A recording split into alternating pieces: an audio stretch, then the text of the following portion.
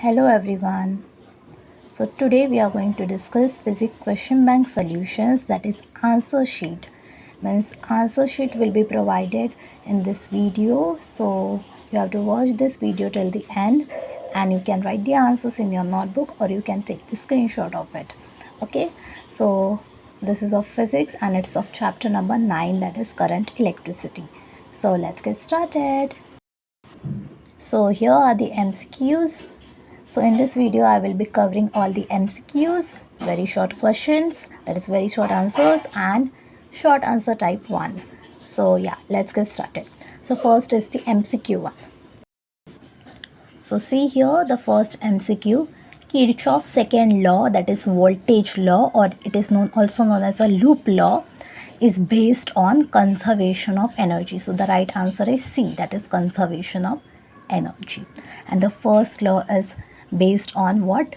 It is based on electric charge. First law is based on electric charge and the second law is based on conservation of energy.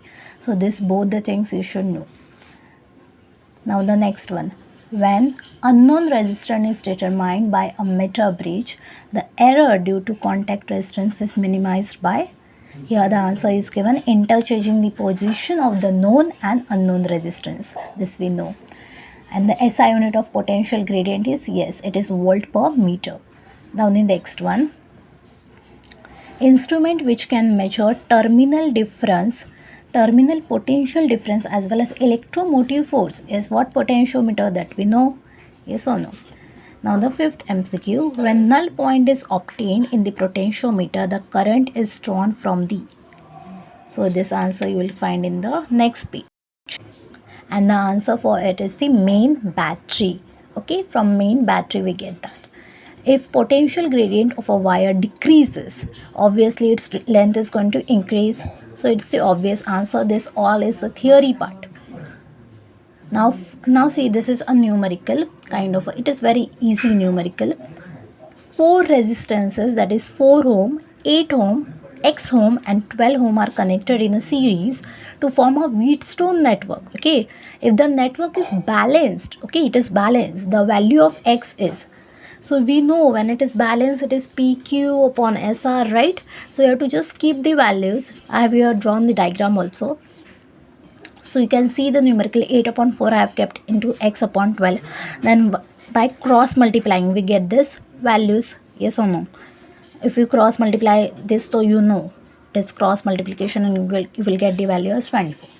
So here we completed the 7 MCQs of question bank. Okay, now we will do with the very short answer question. Okay, now we'll see very short answer question. First, see, state Kirchhoff first law, that is current law. In the MCQ also I discussed that Kirchhoff first law is known as a current law and it is based on what?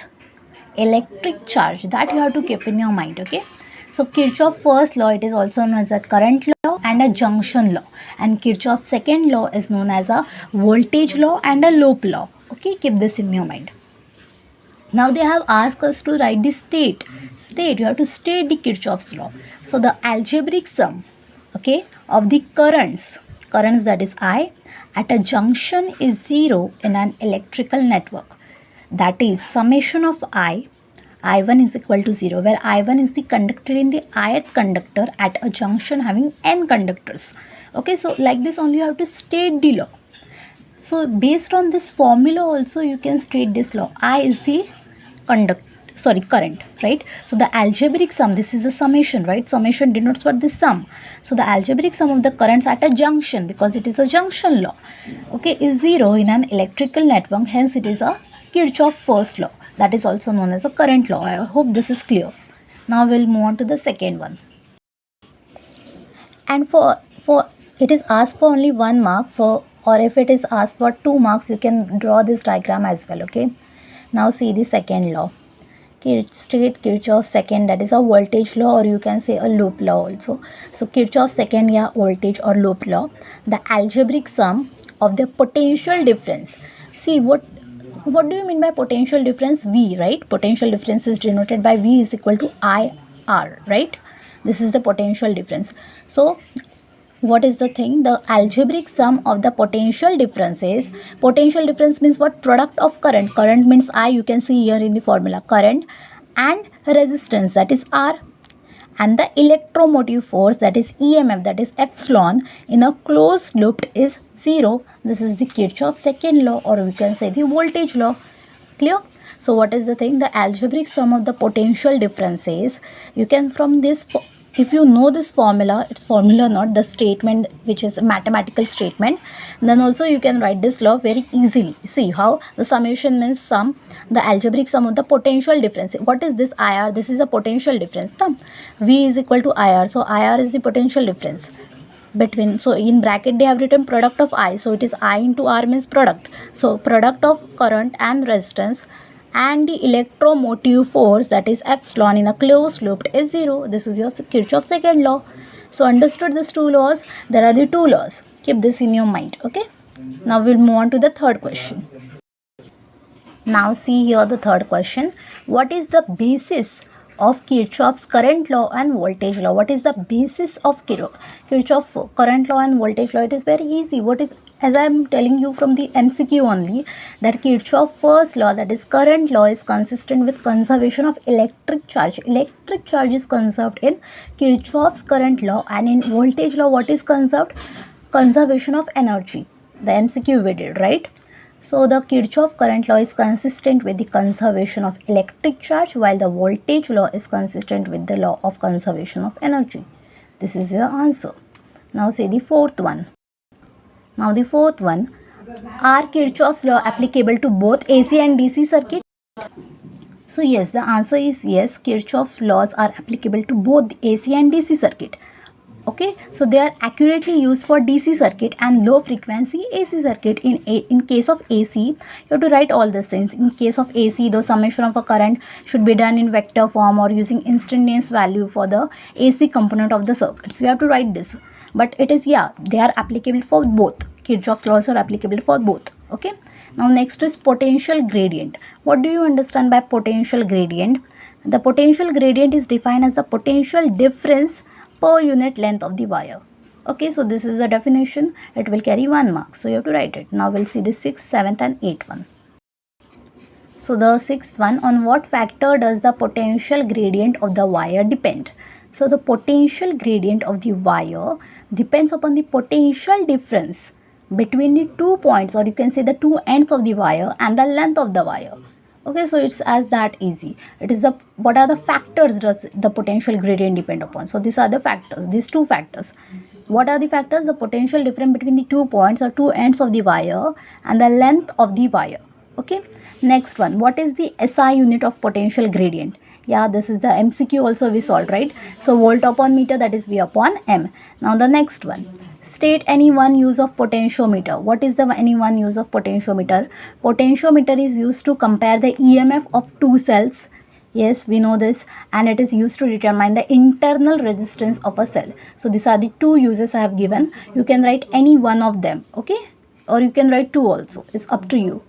So here we completed MCQs and very short answer questions. Sorry, one more question is remaining, that is the 9th one. A voltmeter has resistance of 100 ohm. Now see, this is a numerical, very easy numerical. A voltmeter has a resistance of 100 ohm. What will be its reading? We have to find a reading when it is connected across a cell of EMF 6 volt and internal resistance 20 ohm. They have given the answer 5 volt. So how to do this answer? You can see the solution is given over here. So EMF that is E, that is given 6 volt, R, that is resistance, okay, voltmeter resistance is given 100 ohms, and the internal resistance denoted by small r, it's also 20 ohms. What we have to find the voltmeter reading? What we have to find the voltmeter reading? As you can see over here, voltmeter reading we have to find out. Now see, the voltmeter reading is V is equal to IR. Voltmeter, the potential difference ka formula, right? So I they have given is E upon R plus R into R. This is formula. So here you have to substitute the values 6 into, then you will, when you will substitute the values, then you will cancel out all the things and you will get the answer.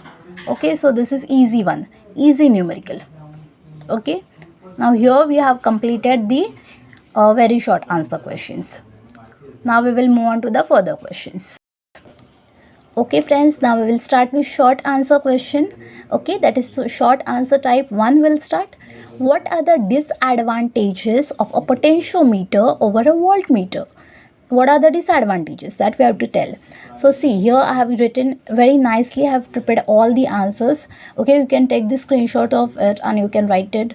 Okay, so the disadvantages of potentiometer over a voltmeter. The use of potentiometer is an indirect measurement method. Yes or no? While voltmeter is a direct reading. So yeah, it is a disadvantages, right? So a potentiometer is not portable. Now what do you mean by not portable? Means it is very heavy. We can't we can't travel, means we can't unwidely. It is unwidely, means we can't move it from one place to another. So it is not portable. Or while unwidely we can say. Okay, the same meaning. Portable, unwidely means we can't move that from one place to another. It's very heavy.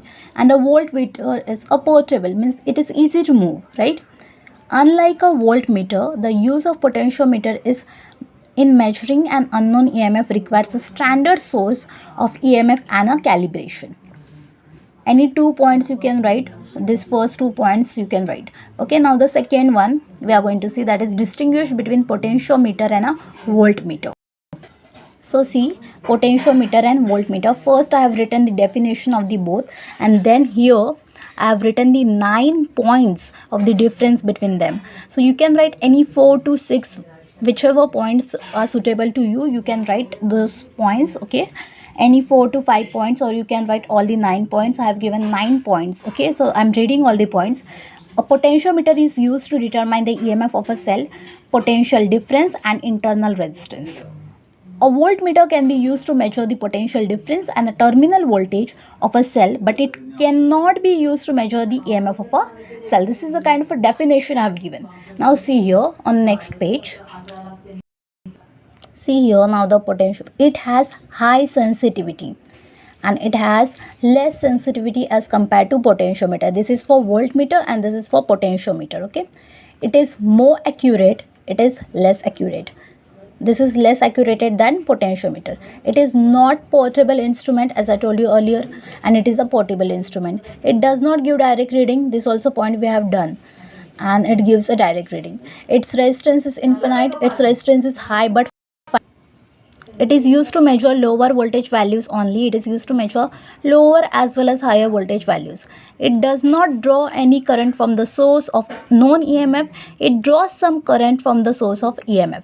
Then it is used to measure the internal resistance of a cell. It cannot be used to measure the internal resistance of a cell. So these are the distinguished points I have given you. Total 9 points. Write any 4 of them or any 6, whichever you think. Now see here, now the third question, distinguish between an ammeter and a voltmeter. Again here is a distinguish. You have to distinguish between ammeter and now voltmeter. Ammeter, it measures current, it measures potential difference. Voltmeter क्या measure करता है? Potential difference. And ammeter, it measures current. It is connected in series with resistance, It is connected in parallel to a resistance. Okay. An ammeter should have very low resistance, that is ideally 0, and an voltmeter should have very high resistance, ideally infinite. Smaller the shunt, greater will be the current measured. Larger its resistance, greater will be the potential difference measured. The resistance of an ammeter is Ra, that is S into G upon S plus G is equal to G upon N. So RV, and here resistance of an voltmeter is RV is equal to G plus X is equal to G into NV. Okay, so this is the difference between, distinguish between ammeter and a voltmeter. Now see here it is definition we have to give, that is define electrical circuit and junction we have to define. What is electrical circuit and junction? So definitions I have written, you can read it and you can write the same.